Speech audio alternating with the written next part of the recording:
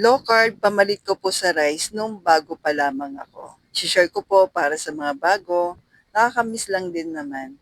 Pero syempre, hindi po siya essential, pero pamalit po para doon sa mga So ito po ang ginagawa ko, cauliflower rice.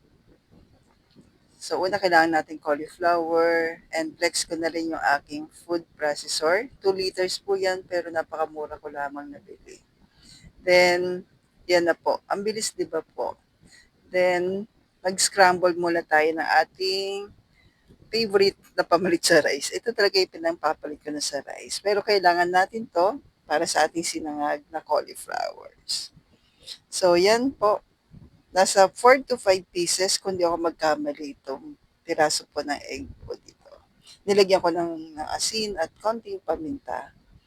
So, nung nag-start ako sa low carb, talagang lahat ng pampalasa tinanggal ko po sa kusina ko. Asin, paminta lang ang tinira ko.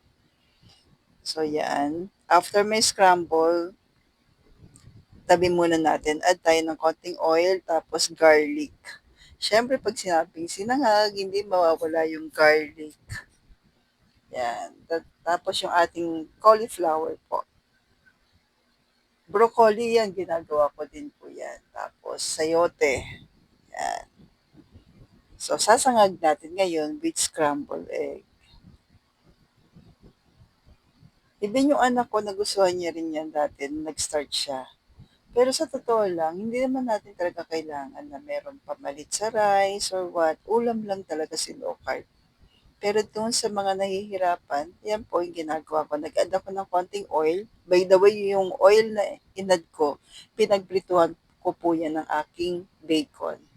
Bacon po na pork, na bacon slice, kaya tinatawag na bacon. Okay? Sangag lang natin maigi. Sarap lang talaga pagka naalala ko nung hindi pa ako naglo-low carb eh. Talagang pag nagsangag ako, gusto ko yung lutong-luto. Yan, okay na po yan. Pero this time, request na anak ko yung meron siyang turmeric powder. Pero sugar free itong turmeric natin. Ang maganda po dito, iniinom ko rin po ito kapag nakakakain ako sa labas ng low carb din, pero alam ko na yung oil, seed oil, yung ginagamit nila sa labas yan ang iniinom ko. Lalagyan ko ng kalamansi, tas mainit na tubig. So yan po, magiging ganyan, java rice kung tawagin, pero low carb.